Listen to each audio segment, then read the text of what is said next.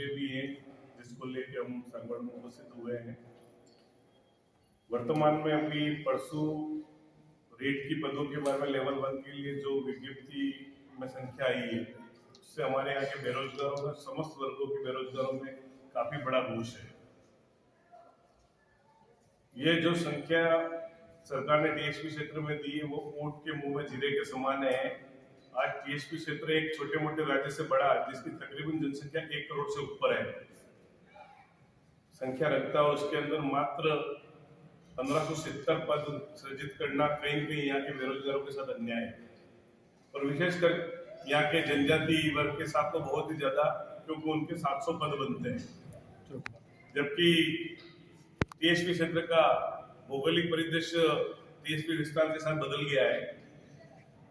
पूर्व की जनसंख्या में 45 लाख लोग नए जोड़े, साथ ही 665 गांव और 3 नगरपालिका को नया जोड़कर इसको एक बहुत बड़ा क्षेत्र बना दिया गया।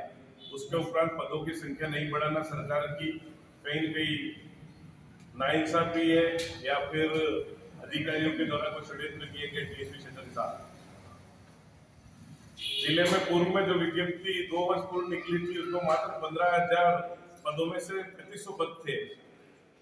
और अभी 21,000 में से 1570 पद देना, इसके लिए कहीं न कहीं 3 चीजें हम मान रहे हैं कि टीएसपी क्षेत्र का जो विस्तार किया गया उसके अगेंस्ट पदों की गणना नहीं की गई है। नॉन टीएसपी के तकरीबन 1900 लोग यहाँ कार्यरत हैं, जो पिछले कई समय से बाहर जाना चाहते हैं, उनको भी हटा के इन पदों को भरा जा सकता था। और उसके साथ पूर्व में काकरी डुंगरी प्रकरण के वक्त 1167 पद हैं, अगर उन्हें भी समायोजित करते तो यह पदों की संख्या बढ़ सकती थी। 3rd ग्रेड से 2nd ग्रेड में प्रमोशन का कोई क्राइटेरिया नहीं है, उस वजह से भी नए पद नहीं बन पा रहे। तो वर्तमान में जो ये पद दिए इन्होंने, ये बहुत ही ज्यादा है, तो कहीं कहीं छात्रों और अभ्यर्थियों में रोष है। आज ये गरीब वर्ग का युवा कोचिंग सेंटरों में लंबे समय से 10 साल 1.5 साल से कोचिंग ले रहा है, और अपने घर की गाड़ी कमाई के बावजूद वो आज अपने आप को ठगा सा महसूस कर रहा है। इसके साथ ही एक बहुत बड़ी चीज आपके ध्यान में मैं लाना चाहूंगा कि 2013 में जब ये अधिसूचना जारी हुई थी, उस अधिसूचना में 45, 5 और 50 अनारक्षित का जो प्रावधान किया गया, उसमें पदों की गणना के लिए साफ लिखा गया था कि ये जनसंख्या के आधार पर यहाँ पद काउंट किए जाएंगे।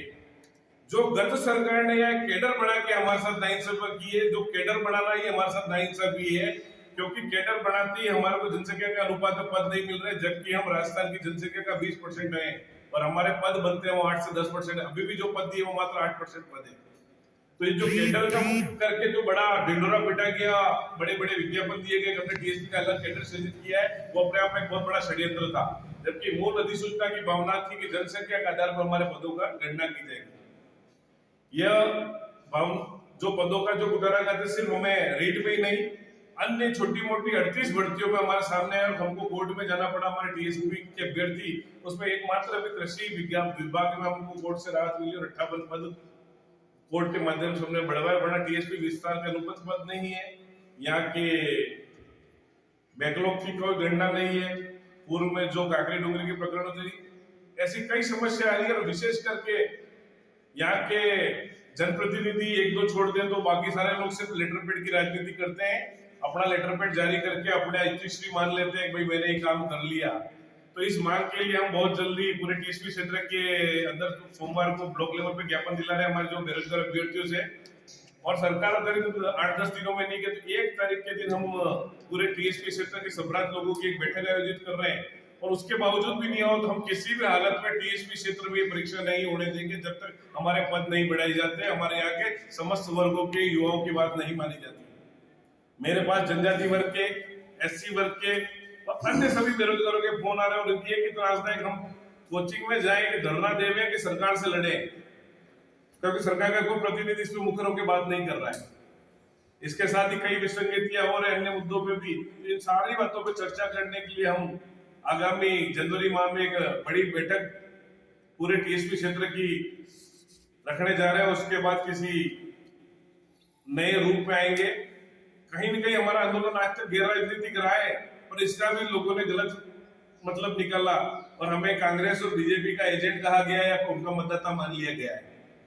तो इससे भी हमें बाहर आने की अब जरूरत लग रही है कि हम सिर्फ मतदाता नहीं है। अगर जब तक हम हमारी संख्या बल नहीं गिनाएंगे तो अब हम, क्योंकि जातिगत द्वेष इतना फैलाया गया कि उसका भी राजनीतिकरण कर दिया गया और राजनीति से दूर रहने वालों को राजनीति से बाहर कर दिया गया। तो अब हम वही बात करेंगे, जो समानता मंच और सामान्य ओबीसी वर्ग के साथ अन्य वर्गों के जो मुख्य मुद्दे हैं उस पर बात करेंगे, उसके साथ मुख्य रूप से साथ लाएंगे और उसके लिए एक बड़ा जन आंदोलन चलाएंगे और किसी यात्रा का रूप देकर इसको पूरे टीएसपी क्षेत्र के नए विस्तारित क्षेत्र में भी इसको फैलाएंगे और हमारी मांगों को मानने के लिए सरकार को मंजूर करेंगे और जो भी हमारी बात, जो भी राजनीतिक दल मांगेगा उसकी तरफ हम कूच कर सकते हैं। ये जो टीएसपी एरिया का विस्तार करने के पद नहीं बढ़ाए गए थे, तो उसको लेकर आपने सरकार की तरफ से कोई मांग पहुंचाई है कि ये सरकार के ध्यान में है या जनप्रतिनिधि के ध्यान में है? टीएसपी विस्तार के अनुरूप पद नहीं बढ़ाने के लिए हमने पूर्व में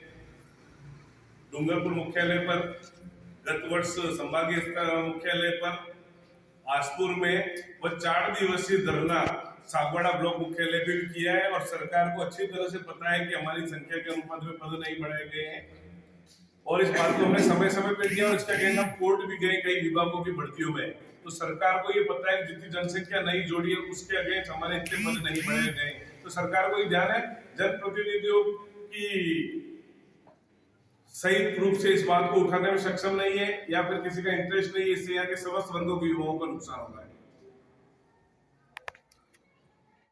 उसको टीएसपी क्षेत्र में जैसे रेट के अंदर छूट, आयु सीमा में छूट और बीएड के अंदर 45% छूट, वो जो ओबीसी को लाभ स्टेट में है उन लाभों को यहाँ पे भी लागू कराने के लिए इन 3 मुख्य विषयों पर विशेष तौर पर जन जागरण करने का प्रयास किया जाएगा।